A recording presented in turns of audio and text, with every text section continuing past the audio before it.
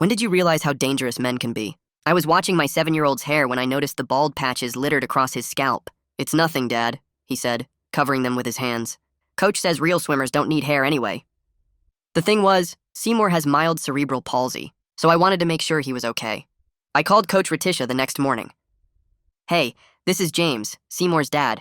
I wanted to ask about some training methods. Seymour has been losing hair and... Retisha chuckled. Oh boy, what's he telling you now? You know how these special needs kids are.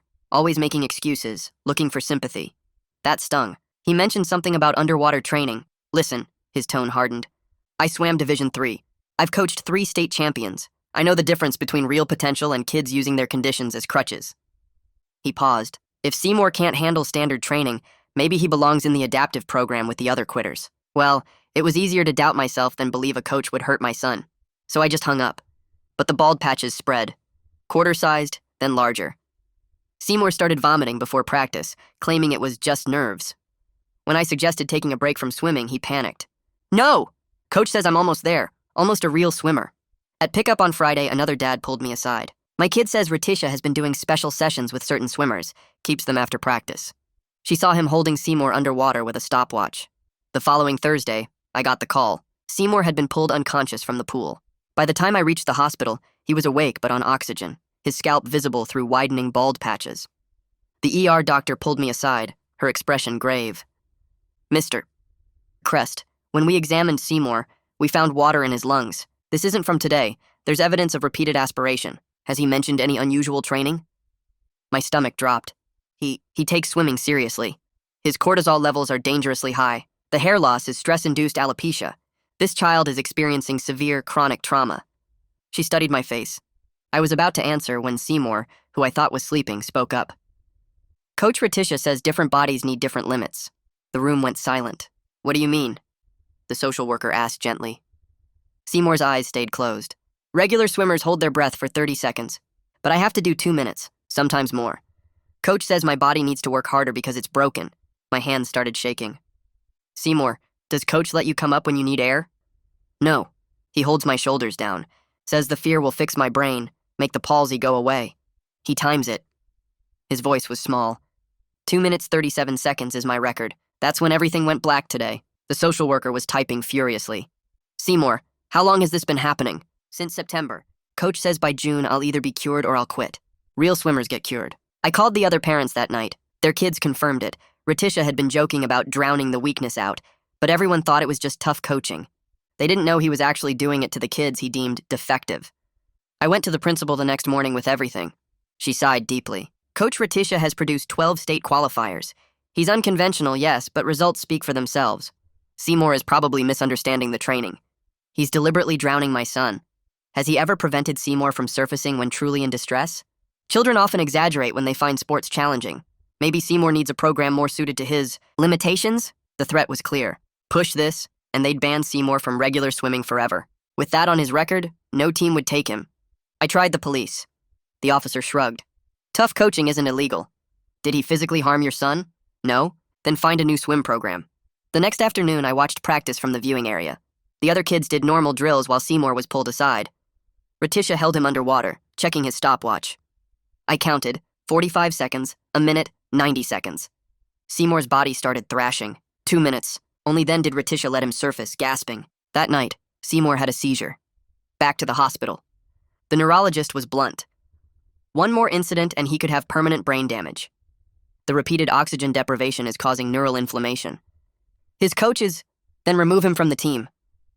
I just smiled, because all I needed was for Retisha to understand what drowning felt like, and I knew exactly who could teach him. I called my brother Ray, who did 4 years for aggravated assault. Remember when we were kids and Dad threw us in the quarry? Told us to swim or die? Yeah, this coach has been drowning Seymour. For months. Silence. Then, coaches stay late to clean the pool area, right? Alone?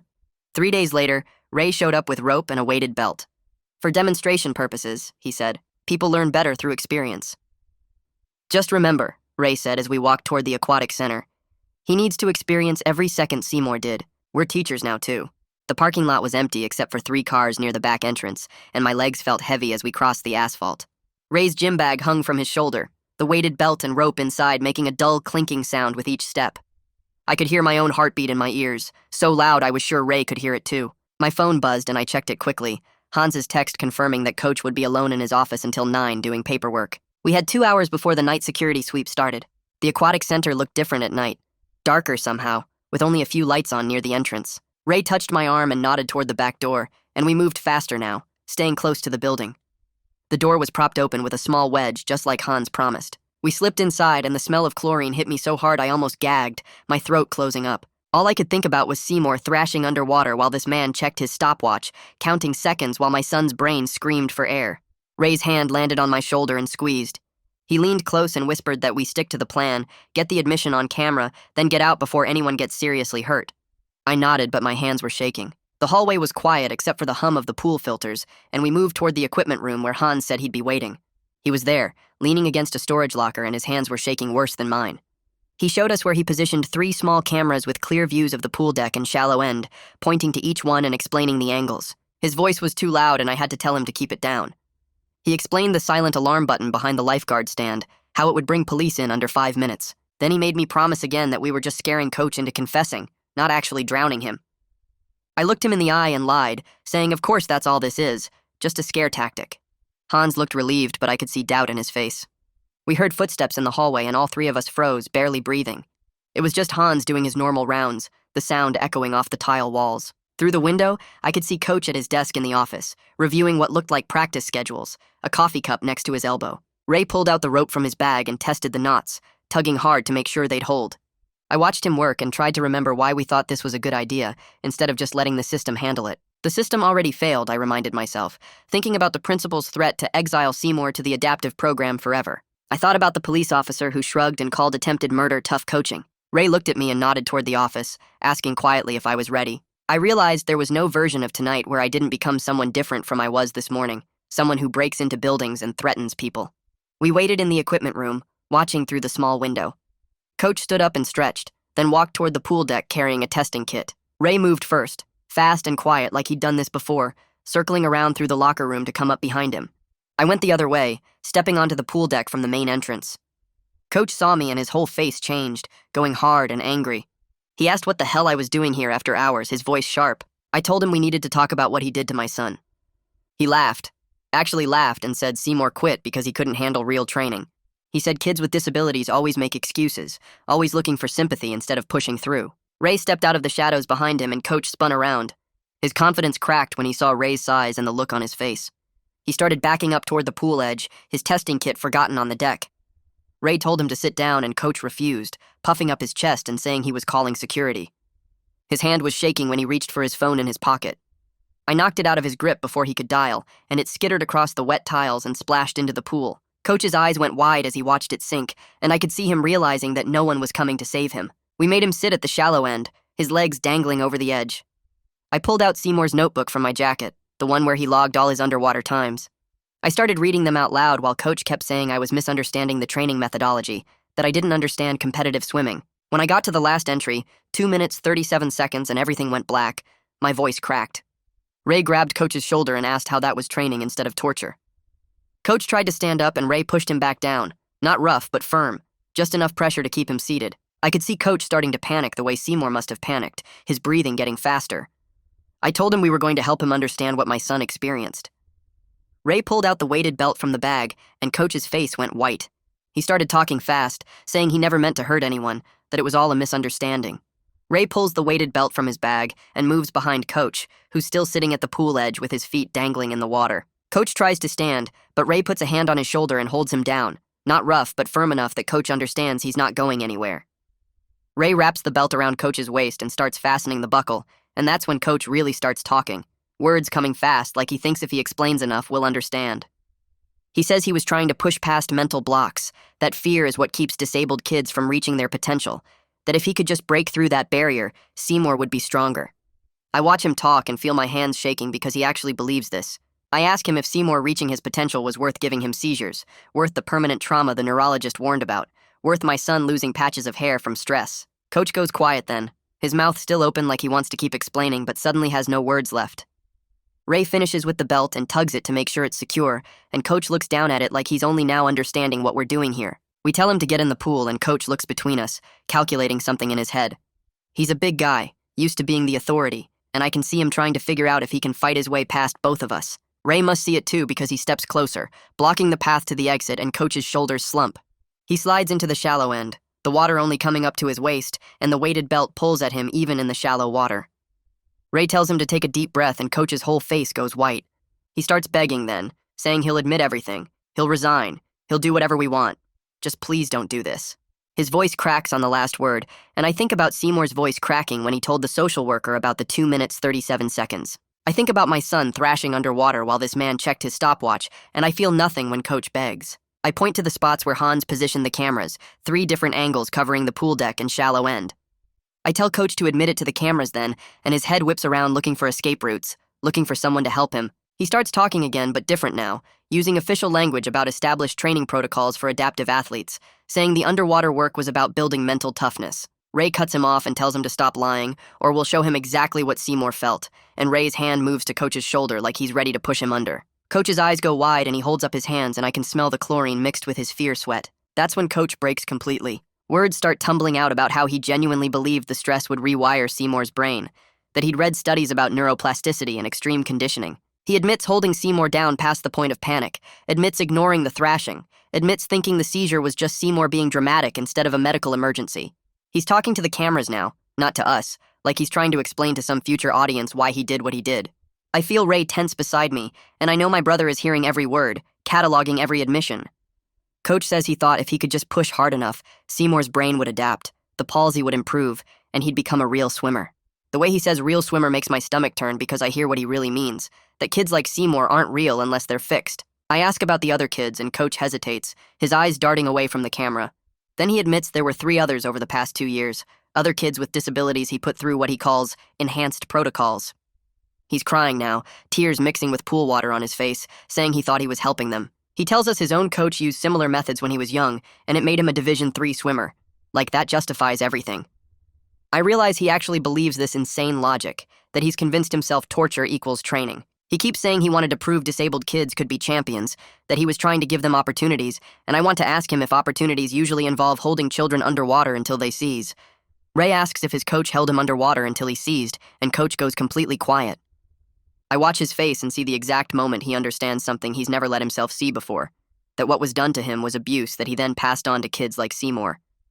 He starts sobbing, saying he never meant to hurt anyone, that he just wanted to help these kids reach their potential. Ray looks at me and I can see him asking permission with his eyes, asking if he should dunk Coach anyway, show him what it really feels like.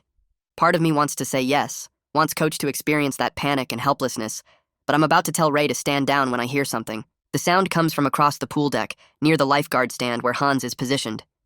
It's a quiet alarm, barely audible, but I know what it means. Seconds later, I hear sirens in the distance, getting closer. Coach hears them too and tries to bolt, scrambling toward the pool edge, but Ray grabs the weighted belt and holds him in place. Coach thrashes in the waist-deep water, trying to pull free, but Ray is stronger and the belt weighs him down. I tell Coach he's going to repeat everything he just said when the police arrive, every single admission. The sirens get louder and I can see red and blue lights starting to flash through the windows. The main doors burst open and police flood in, at least 4 officers with Hans leading them. They find Ray holding Coach in the shallow end by the belt, while I stand on the deck with Seymour's notebook still in my hand. The officers start shouting orders, telling Ray to let go and step away from the pool, hands where they can see them. We both comply immediately, Ray releasing the belt and raising his hands, me setting down the notebook and doing the same. Coach scrambles out of the water, still wearing the weighted belt, water streaming off him as he points at us and starts talking frantically.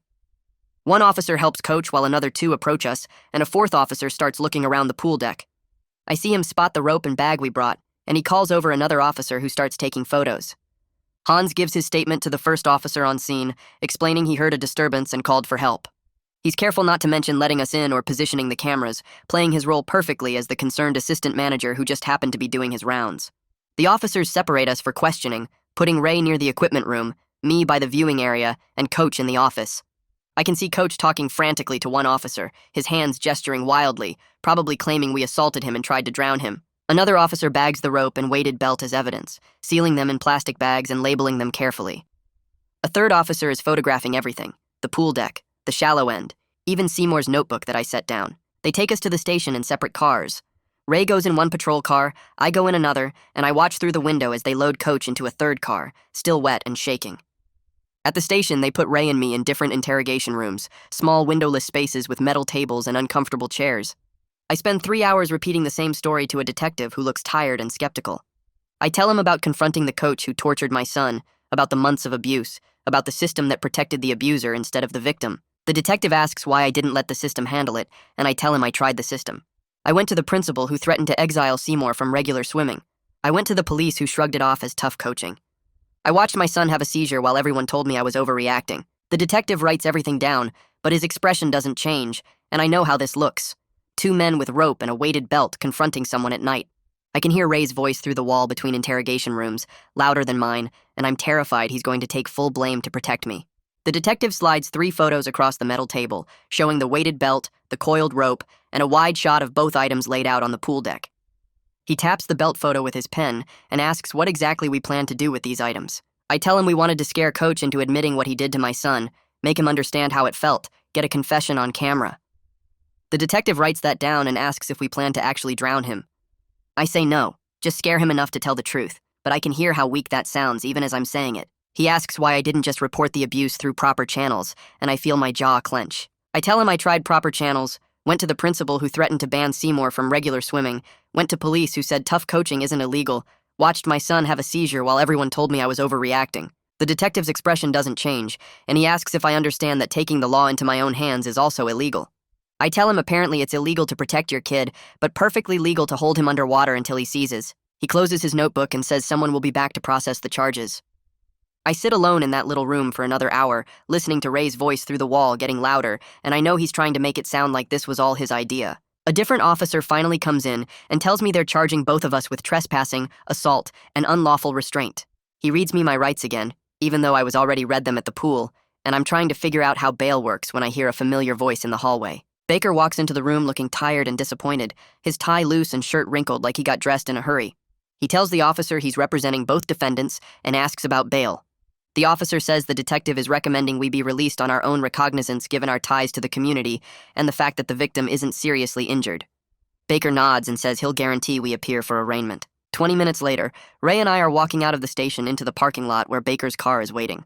The sun is starting to come up and I realize we've been in there for over 4 hours. Baker unlocks the car and we climb in, Ray in front and me in back, and nobody says anything for the first few minutes. Baker finally breaks the silence and asks what the hell we were thinking. Ray turns to look at him and says, "We were thinking about a 7-year-old who can't sleep without nightmares, who lost patches of hair from stress, who seized because some coach thought drowning would cure his disability." Baker is quiet for a minute while he drives and then says he understands, but that doesn't make it legal. He says we've given Coach's lawyers ammunition to claim he's the victim now, that any criminal case against him just got a lot harder because his defense can argue the confession was coerced under duress. Ray asks if Baker would have done anything different if it was his kid, and Baker doesn't answer. He drops Ray off at his apartment first and then drives me home. Before I get out, he warns me that CPS will be notified immediately because my arrest triggered an automatic safety check. He says I need to be prepared for them to question whether Seymour is safe with me, and I feel sick because I tried to protect my son, and now the system might take him away. I walk up to my front door and it opens before I can get my keys out. My neighbor is standing there with her finger to her lips.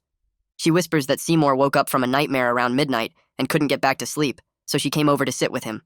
I thank her and she squeezes my arm before leaving. Seymour is curled up on the couch with a blanket, and when he sees me, his face crumples.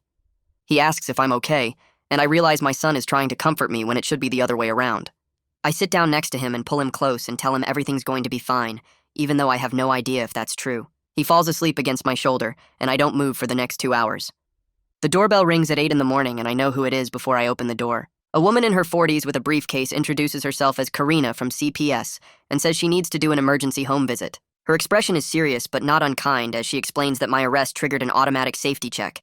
I let her in and she asks to speak with Seymour. He's eating cereal at the kitchen table and looks confused when she sits down across from him. She asks if he feels safe with me, and he says yes immediately without hesitation. She asks if I've ever used violence at home, and he looks even more confused and says no, that I've never hit him or hurt him or anything like that. She writes everything down and asks him a few more questions about his daily routine, school, friends. After 20 minutes, she asks to speak with me privately. We go into the hallway and she tells me the arrest complicates everything. She says even though I was trying to protect Seymour, I showed poor judgment and potential for violence. She's putting a safety plan in place that requires parenting classes, anger management, and supervised visits if I'm charged with anything more serious than what I already face. I feel the system punishing me for its own failures, making me jump through hoops because I tried to stop the abuse they ignored. She hands me paperwork about the classes and leaves. That afternoon, my phone rings and it's Meg. She sounds excited when she tells me her editor finally approved the story after Coach's partial confession was caught on Hans's cameras. The audio isn't perfect, but you can clearly hear him saying he held kids underwater and believed it would cure their disabilities. She's running it in tomorrow's paper with quotes from the ER doctor about Seymour's repeated aspiration and trauma. I thank her and hang up feeling like maybe something good will finally come from all this. The story comes out the next morning with the headline, "Local swim coach admits to enhanced protocols for disabled children." My phone starts ringing before I even finish reading the article. 3 other parents call within an hour. The first dad says his son went through similar treatment, but he thought it was just tough competitive coaching. The second mom is crying, so hard I can barely understand her. She says she pulled her daughter from the team last year because of attitude problems, and now she realizes those were probably trauma responses. The third parent asks if there's going to be a lawsuit, because his kid has been in therapy for anxiety, and he never connected it to swimming. By noon, my voicemail is full. The school district issues a statement around 2 in the afternoon. I read it on their website, and it says they're placing Coach on immediate administrative leave pending a full investigation. It sounds good until I turn on the local news and see the union rep being interviewed. He's calling it a rush to judgment based on a coerced confession. He suggests that Seymour's medical issues might be pre-existing and unrelated to swimming. I want to throw my TV through the window, but Seymour is sitting next to me, so I just turn it off. Baker calls that evening and says he filed a formal complaint with the State Coaching Association. He included Seymour's medical records, the notebook with all the logged times and statements from the other parents who called. The association responds within 3 days, saying they're suspending Coach's certification pending their own investigation. Baker sounds satisfied when he tells me this and says it's the first institutional response that actually takes the abuse seriously instead of protecting the abuser. 2 weeks later, I'm sitting in a courtroom that smells like floor polish and stress, waiting for my arraignment. The prosecutor is a woman in her 40s who looks tired and offers me a deal without much preamble. She says if I plead guilty to misdemeanor trespassing and assault, accept probation and community service, they'll drop the unlawful restraint charge. Baker leans over and whispers that I should take it because a trial could go badly. He says juries don't like vigilante justice no matter how good the reason, and if I get convicted on all charges, I could face jail time that would destroy Seymour. I look at Ray sitting 3 rows back and he gives me a small nod. The prosecutor is waiting for my answer, so I tell her I'll take the deal. She marks something on her paperwork and says Ray's case will be handled separately because of his record. That makes my stomach drop because I know what that means. After the hearing, Ray and I stand in the courthouse hallway, and he tells me his lawyer got him an offer too. He says it includes possible jail time even with a plea, and I feel sick because he was only there to help me. I start to apologize, but Ray cuts me off and says he'd do it again. He says some things matter more than staying out of trouble, and he looks me straight in the eye when he says it. I hug my brother for the first time in years, and he hugs me back hard. My sentencing happens 3 days later, and the judge is an older woman who looks at me like she's trying to figure something out. She sentences me to 2 years probation, 200 hours of community service, and mandatory anger management classes. Then she tells me she understands my motivation, but that vigilante justice undermines the legal system. I nod respectfully and say I understand, but I'm thinking the legal system already failed my son, so what exactly was I supposed to trust? The judge accepts my plea and dismisses me, and I walk out feeling like I got off easy compared to what could have happened. Ray's sentencing is the following week, and I'm there in the courtroom when the judge gives him 6 months in county jail because of his priors. Ray doesn't react, just nods when the judge asks if he understands the sentence. I visit him every week after that, driving to the county facility and sitting across from him in the visiting room with the plastic chairs and vending machines. Ray tells me to stop apologizing every single time, says he's been in worse places and the only thing he wants to know is how Seymour is doing. I tell him about therapy and school and swimming, and Ray listens like it's the most important information in the world. Meanwhile, the district attorney opens a criminal investigation into Coach based on the new victim statements and medical evidence from all the families who came forward. A different prosecutor calls me in for an interview, a younger woman who seems actually interested in what happened. She's professional but sympathetic when she asks me to describe what Seymour experienced. I walk her through the underwater holds, the seizure, the hospital visits, the neurologist's warnings. She takes notes the whole time and explains that child endangerment cases are hard to prove, but they're building a strong case with multiple victims. I ask what that means for Coach, and she says they're gathering evidence for formal charges. Seymour starts therapy with a counselor who works with kids who've been through bad stuff, and the first few sessions are brutal. I wait in the lobby while they talk, and when Seymour comes out, his eyes are red.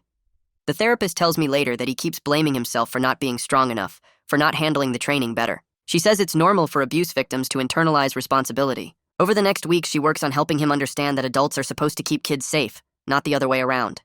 Seymour slowly starts to believe it, asking fewer questions about whether he disappointed Coach and more questions about why Coach thought hurting him was okay. 3 months after the confrontation at the pool, Baker calls to say the prosecutor offered Coach a plea deal.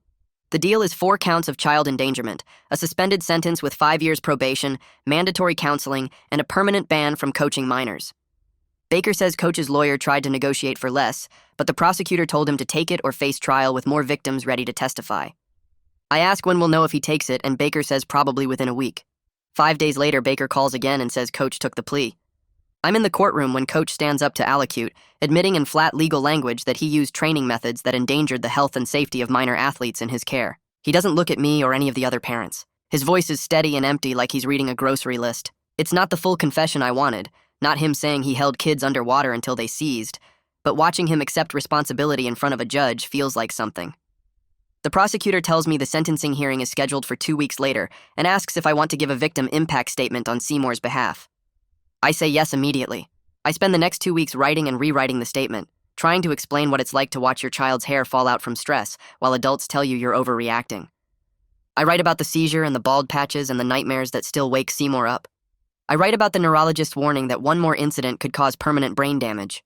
I read it out loud to myself over and over until the words feel right. At the sentencing hearing, I stand at the podium and read my statement while Coach sits at the defense table. I describe finding the bald patches and calling the hospital and counting the seconds while Coach held Seymour under. I describe my son's voice saying the fear was supposed to fix his brain. Coach won't look at me the entire time. 2 other parents read statements after me, talking about their kids' anxiety and trauma and therapy bills.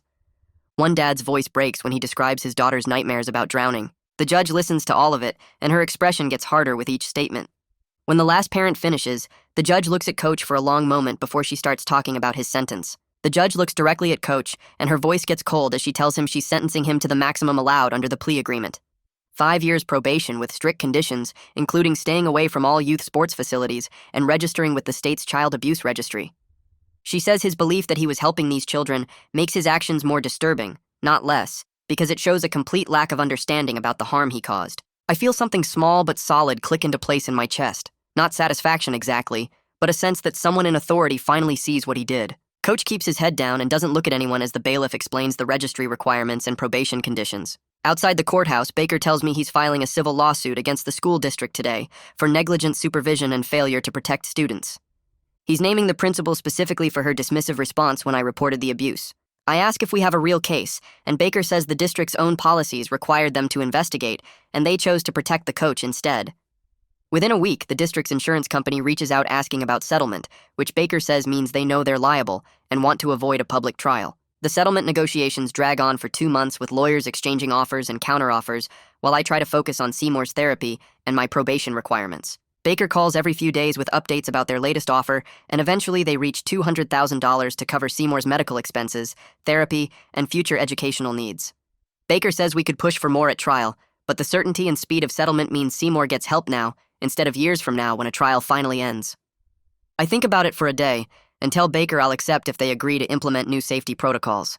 I want mandatory reporting training for all coaches and administrators, plus independent oversight of adaptive athletics programs. The district agrees within 48 hours, and I sign the settlement papers in Baker's office. The money goes into a trust fund for Seymour, and I feel like maybe other kids will be safer, even though it can't undo what happened to my son.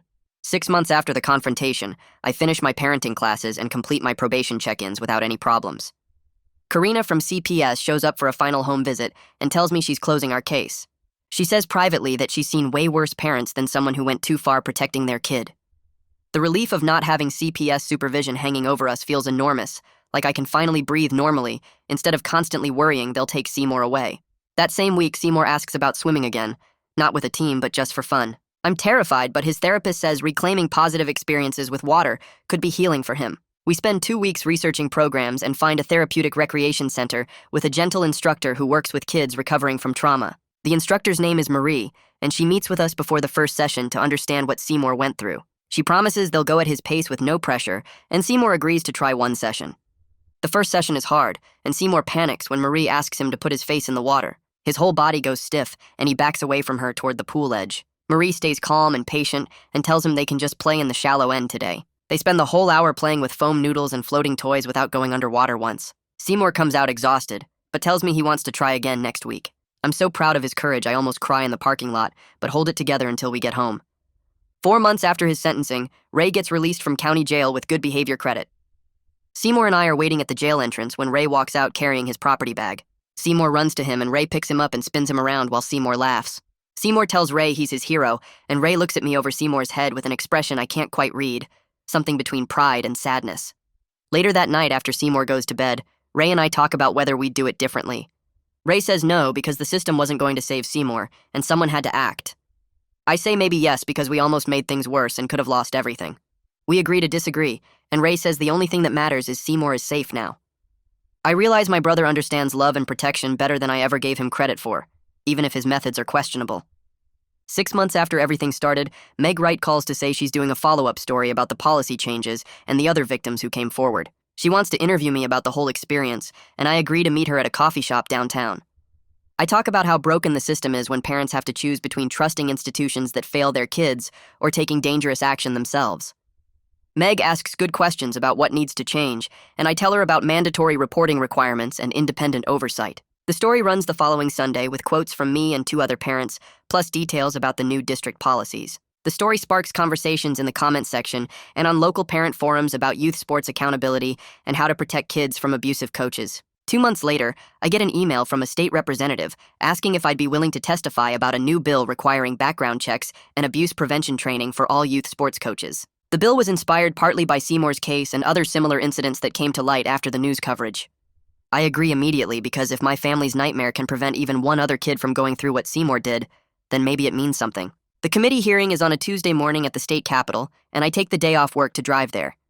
The hearing room is smaller than I expected, with maybe 30 people scattered across the gallery and a panel of legislators sitting behind a long table at the front.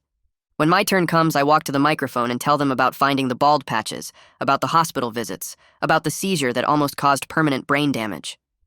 I explain how the principal protected the coach and how the police dismissed my concerns as tough coaching. Some of the legislators take notes while others just watch me with serious expressions. When I finish, one representative asks what would have helped earlier in the process, and I tell her mandatory reporting requirements and independent oversight so parents don't have to choose between trusting broken systems or taking dangerous action themselves. Another legislator asks if I think the bill goes far enough, and I say honestly no, but it's better than nothing and it might save some kids. The hearing lasts 3 hours with testimony from other parents, coaching experts, and child safety advocates. The bill passes out of committee 2 weeks later, and I feel like maybe something good can come from all this pain. Around the same time, Seymour's hair starts growing back in the spots where it fell out. At first, it's just thin peach fuzz, barely visible unless you look close, but gradually it thickens into real hair. Seymour checks his scalp in the mirror every morning and gets excited about each new patch of growth. His therapist tells me during one of our check-in sessions that the physical healing mirrors his emotional healing. Seymour still has nightmares sometimes where he's trapped underwater and can't breathe, but they're less frequent now, maybe once or twice a month instead of every night. The therapist taught him breathing exercises to calm himself down when he wakes up scared, and most nights he can use them successfully without needing me to come sit with him. I ask if she thinks he'll ever fully recover, and she says trauma doesn't work like that. It becomes part of who you are, but Seymour is learning healthy ways to carry it. She says he's one of the most resilient kids she's worked with, and I feel proud and sad at the same time because no 7-year-old should have to be this resilient. One afternoon, I get a call from another parent whose daughter was also abused by Coach. She says several families have been talking, and they want to start a support group for parents whose kids experienced coaching abuse. We schedule our first meeting at a community center conference room, and 6 families show up. We sit in a circle and take turns sharing our stories, and it's hard but also helpful to talk to people who understand. One dad breaks down crying about how he was ignored the warning signs because he trusted the coach's reputation. A mother talks about her rage at the school administrators who protected the abuser instead of the children. We all struggle with the guilt of not recognizing the abuse sooner and the anger at systems that failed our kids. By the end of the first meeting, we agree to keep meeting monthly because talking to people who get it helps more than talking to people who don't. Over the next few months, the group becomes an important part of my healing process. We share resources about therapists and lawyers, we vent about the frustrating legal system, and slowly we're all healing together, even though the scars never fully disappear. My community service requirement from the plea deal is 200 hours, and I decide to complete them at a child advocacy center that helps families navigate CPS and legal systems. Baker says it's good optics for my probation officer, but honestly it feels meaningful to use what I learned to help other families. I spend Saturday mornings at the center talking to parents who are dealing with abuse allegations or custody issues or similar situations where the system seems designed to make things harder instead of easier. I help them understand the paperwork, explain what to expect at hearings, and connect them with resources. One single mom tells me I'm the first person who actually explained things in a way she could understand instead of using legal jargon. Another dad thanks me for helping him realize he's not crazy for not trusting the authorities who dismissed his concerns. By the time I finish my 200 hours, I've helped maybe 30 families, and several of them stay in touch to update me on their cases. It doesn't erase what I did at the pool that night, but it feels like I'm channeling that protective instinct into something constructive instead of destructive. The school year ends in early June, and Seymour's teacher asks to meet with me on the last day. I walk into her classroom expecting bad news, but she smiles and tells me Seymour is doing really well. She says he's making friends and participating in class discussions and turning in his homework on time. His anxiety levels are way down compared to last fall when he was constantly sick and distracted. She doesn't know the full story about what happened with the swim team, but she knows something was wrong before and is better now. She tells me Seymour is a sweet kid with a good heart, and she's glad to see him happy again. Her quiet support means more than she probably realizes because so many adults failed Seymour last year. Having a teacher who notices when he's struggling and celebrates when he's thriving reminds me that not all institutions are broken, just some of the people running them. The Coaching Association sends me a formal letter in July stating they've completed their investigation and permanently revoked Coach's certification. The letter includes details about new policies they're implementing regarding adaptive athlete training.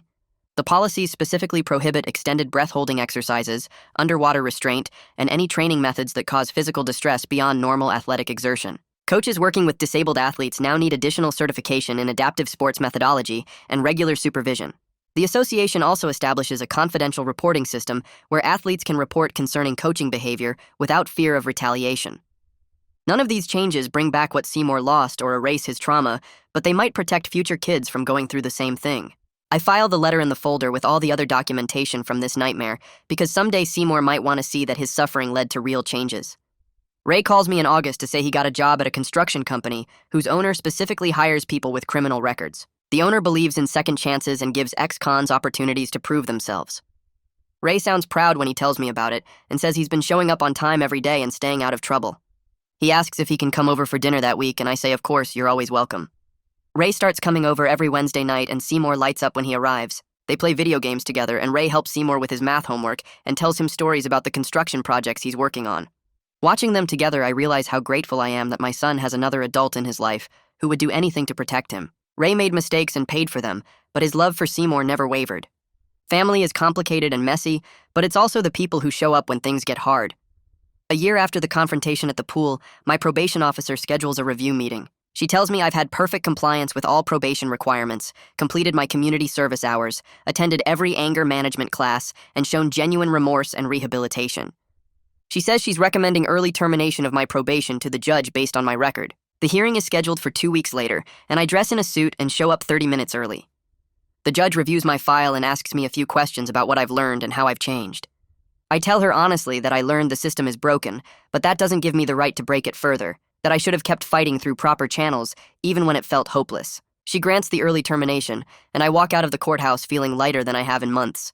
Maybe I can finally move forward instead of constantly looking back at my mistakes. Seymour continues with his therapeutic swimming sessions, and after several months, his instructor tells me he's ready to try a recreational league if he wants. She emphasizes it would be low pressure and fun-focused, not competitive. I ask Seymour what he thinks, and he gets quiet for a minute before saying he wants to try. My stomach drops because the idea of him going back to swimming terrifies me, but I won't let my fear steal something he loves.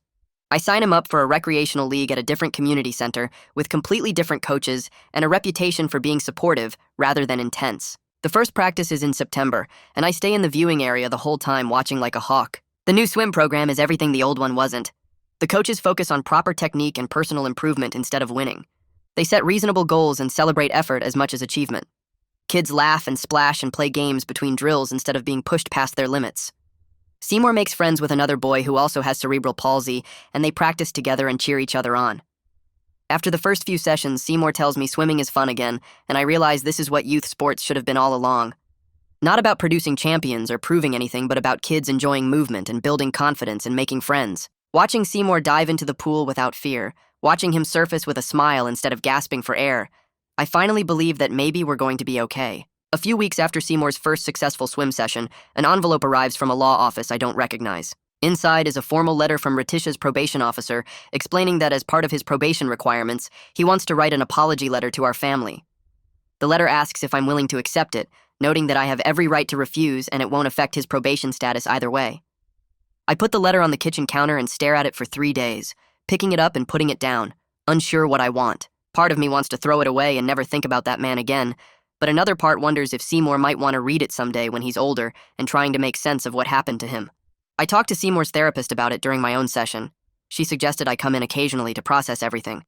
And she says acceptance doesn't mean forgiveness. It just means being willing to hear what he has to say. After a week of thinking, I send a short email back saying yes, he can send the letter.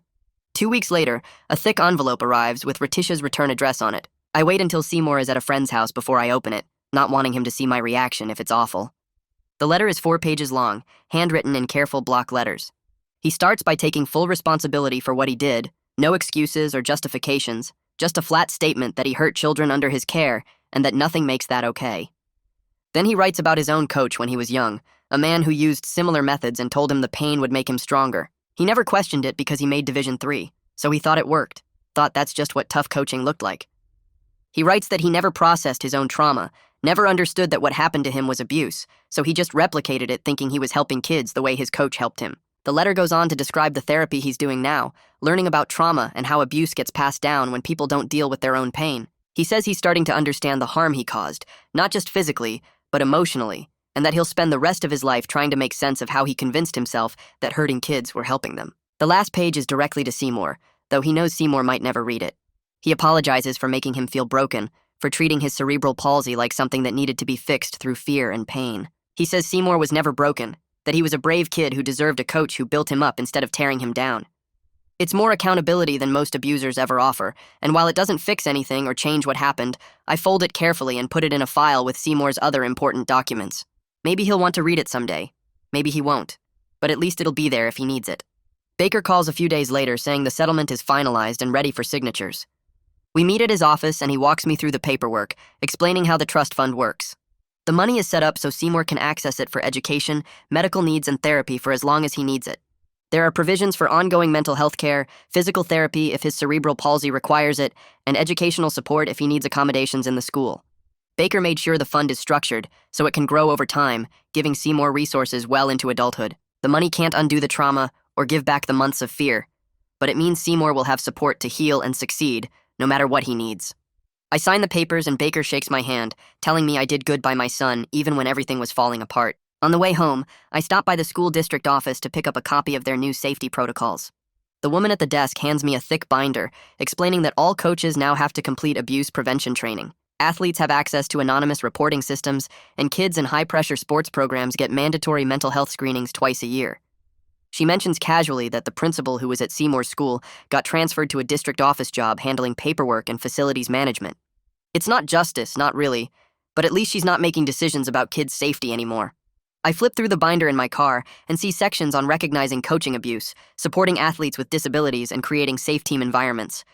It won't protect every kid, but it might help some, and that's better than nothing. Seymour finishes his second season with the Recreational Swim League in May, and the team has an end-of-year party at a local pizza place. Every kid gets a medal just for participating, no rankings or winners, just recognition that they showed up and tried. Seymour clutches his medal the whole drive home, running his thumb over the raised letters. That night, I find it on his nightstand next to his bed, carefully positioned where he can see it first thing in the morning. I stand in his doorway watching him sleep and realize this is what success actually looks like when adults prioritize kids' well-being over winning. Not state championships or college scholarships, but a 7-year-old who loves swimming again and sleeps peacefully with a participation medal next to his pillow. In June, Ray and I take Seymour camping for a long weekend, just the 3 of us. We drive up to a state park 3 hours away and spend the days hiking easy trails that Seymour can manage with his cerebral palsy. At night, we build a fire and roast marshmallows and tell stories. On the second night, Seymour asks Ray what prison was like. Ray looks at me and I nod, trusting him to handle it right. Ray tells Seymour it was hard and boring and lonely, but that sometimes doing the right thing costs you something, and that doesn't make it wrong. He explains that he'd make the same choice again because protecting people you love matters more than staying comfortable. Seymour nods slowly, processing this in that serious way kids do when they're thinking about big ideas. Then he asks if Ray was scared, and Ray says yes, every day. But being brave doesn't mean not being scared. It means doing what needs doing even when you're terrified. Seymour seems satisfied with this answer and goes back to poking the fire with a stick. Later, after Seymour falls asleep in the tent, Ray and I sit by the dying fire and don't talk, just exist together as brothers who did something terrible and necessary and are still figuring out how to live with it. 2 years after everything started, Seymour's therapist calls me in for a meeting without him. She tells me Seymour is processing the trauma in healthy ways, using the coping skills she taught him, and doesn't need weekly sessions anymore. She's moving him to monthly check-ins just to make sure he stays on track, but she's confident in his progress. She says I did a good job getting him help even when everything else was chaos, and that early intervention probably prevented worse long-term damage. Seymour is proud when I tell him about moving to monthly sessions, seeing it as proof that he's getting better. That night, he tells me he barely has nightmares anymore, maybe once a month instead of every night, and when he does have them, he can usually calm himself down. His hair is fully grown back, thick and healthy, and he doesn't flinch when people touch his head anymore. I run into Hans at the grocery store on a random Tuesday afternoon. We both freeze in the produce section, neither sure if we should acknowledge each other. Finally, he walks over, and we have an awkward conversation about how everything turned out. He tells me the aquatic center has new management, and they completely overhauled their coaching oversight, with multiple staff members observing practices and regular check-ins with athletes. He still feels guilty about not speaking up sooner, about all those months he saw things that bothered him, but told himself it wasn't his business. I tell him that he helped when it mattered most, that his cooperation and the camera footage made the difference between Retisha getting away with it and facing consequences. Hans nods, but I can tell he's still carrying the weight of his silence. Sometimes that has to be enough, learning to live with the mistakes we made while trying to do better going forward. On a quiet Tuesday night a few months later, I'm helping Seymour with his math homework at the kitchen table. He's working on multiplication and getting frustrated with the problems, erasing and rewriting the same equation. I'm about to suggest taking a break when he puts down his pencil and looks at me. He says he's glad I protected him even though it was scary, and that he feels safe now. I feel my throat get tight and pull him into a hug, telling him he deserves to feel safe always, that keeping him safe is the most important thing I'll ever do. He hugs me back hard, then pulls away and goes back to his math like it's no big deal. I watch him work through the problems, his hair falling across his forehead as he concentrates, his smile genuine when he gets an answer right. Despite all the mistakes I made and the costs we paid, my son is healing. He feels safe. He's rediscovering joy in swimming and learning to trust adults again. That's what matters most. That's where we'll close things for today. I'm honestly so glad you were here. Sharing these stories with you always feels special. I hope this one left your heart a little lighter. Subscribe if you'd like to come back for the next good story.